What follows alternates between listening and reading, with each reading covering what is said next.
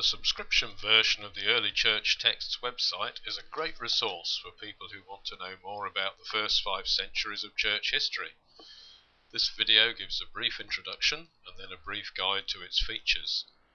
The site is like a reader in early church history, with well over 200 carefully prepared on-site Greek and Latin textual extracts with translations, covering a wide range of themes and writers. These texts have dictionary lookup links and background notes. The site has links to background information on about 800 people and themes, and links to information on around 230 church councils. There are many bibliographies with links to Amazon.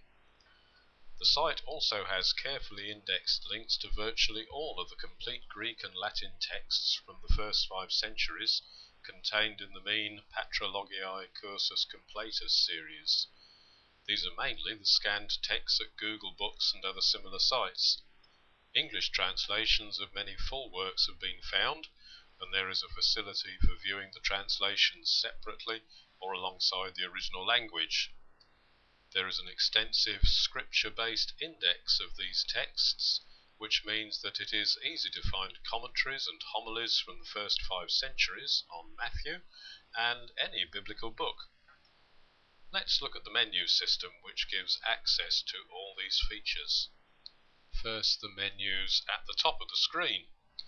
Under the Home etc. menu, you will find a link to the site homepage and to plenty of useful help files about the website. There's a complete list of texts on the site and a complete list of texts which are linked to on external websites. These 2 menus also appear on the publicly available version of the site. Here's the link to the bibliographies. You might also like to note that the site gives easy access to the complete writings of the Apostolic Fathers with Greek texts and translations. Under the Texts menus, you will find links to all of the texts on site, the original language texts and translations alongside of them. These texts are arranged alphabetically by author. Note the little pop-up boxes that give information about the author and the particular text. You will also find documents of various councils under the councils link, and texts of a number of creeds under the creeds link. Sometimes there are texts about a person, as in the case here of Ephraim the Syrian.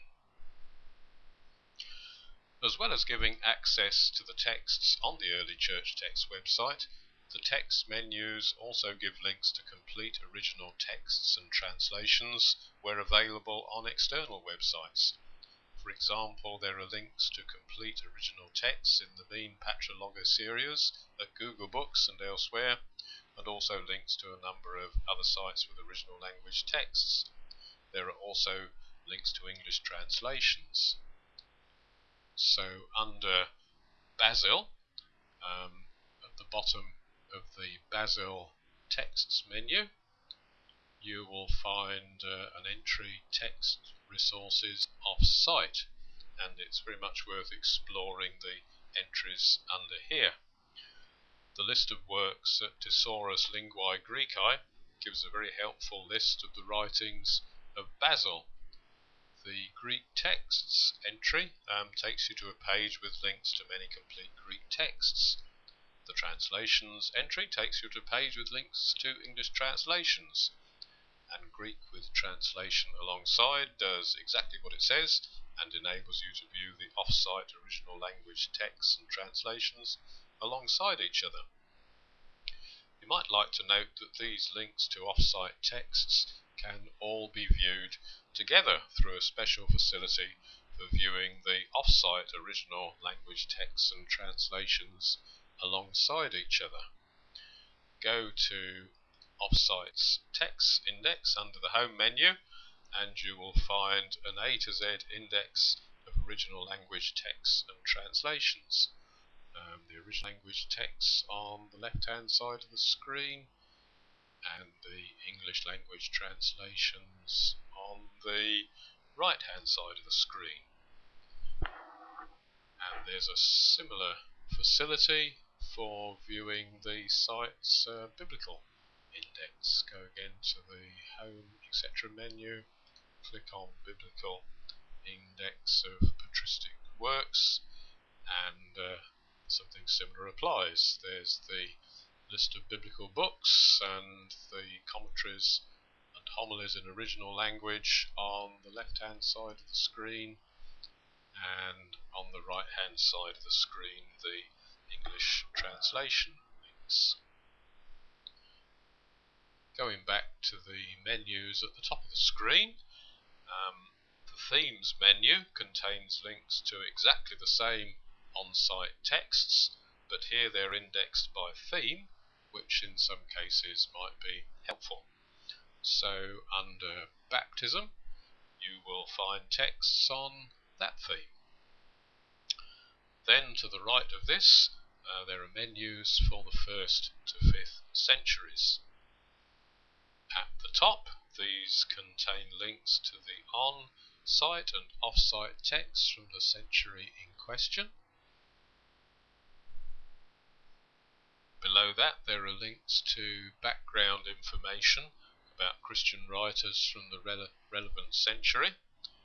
You will also find here links to complete texts and translations off-site, even when the writer is not represented by any on-site text actually on the Early Church Texts website. Then there are links to background information about non-Christian writers, information about bishops, the bishops of Rome and other bishops, information about emperors, church history timelines for the century. Below there are links to information on issues and people who caused controversy during the century. And finally, there are links to information about church councils. For the 4th century there were plenty of these, and if you're doing any research on church councils, these links may well prove helpful. Let's look now at the menus on the left hand side of the screen. These contain almost the same set of links to the text and background information, but here they are in alphabetical order. So here are the links for Ambrose,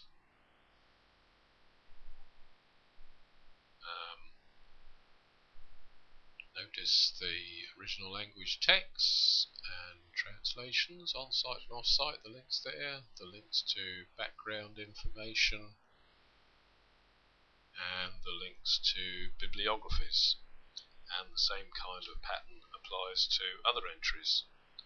Occasionally there might be entries on the left side menu which are not on the top menu.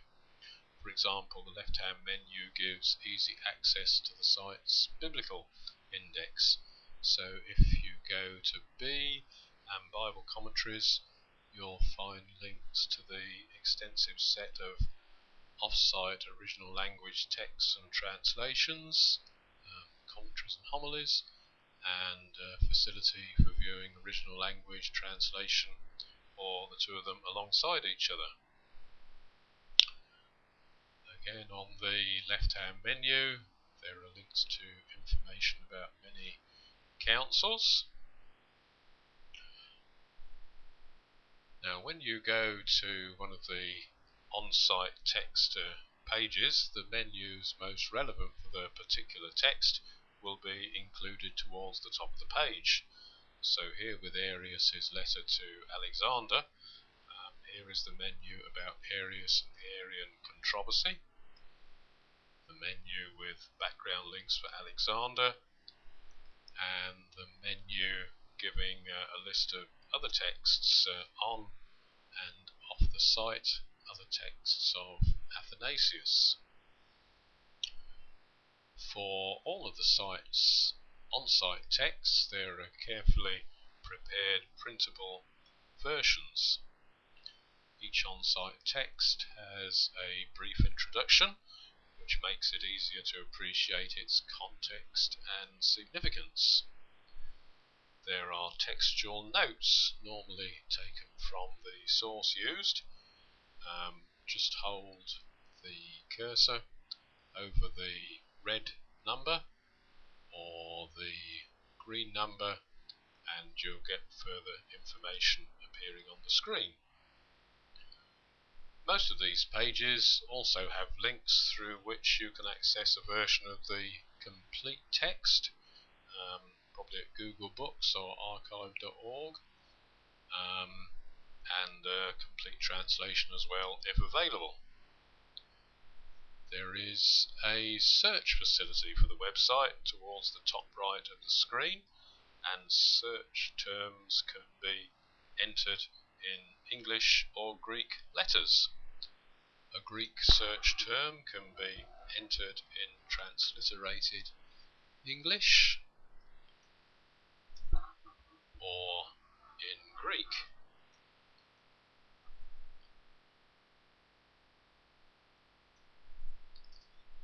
Using accents and breathings or without accents and breathings. Further information is given through the search help link. Of course, for entering Greek characters, you'll need a software facility for typing in Greek. All of the online on-site text pages have morphology, lexicon links, and you simply need to click on one of the Greek or Latin words to bring up morphology, the lexicon entry. It's worth noting that there are two versions of each page with a slightly different form of the morphology. So sometimes it's worth clicking for the other version of the page. I hope this brief guide has been useful. You can see that the site gives access to a wealth of text and information. It is also constantly growing and developing, so there may well be more on the website than you've seen in this video. Do check out for the latest updates. If you would like access to these enhanced features, do consider taking out one of the modestly priced subscription options for individuals or institutions. Trial subscriptions are also available, and there are special rates for students. You can subscribe by clicking on the main site link at earlychurchtexts.com, and this will take you to the sign up page. Thank you for watching this video.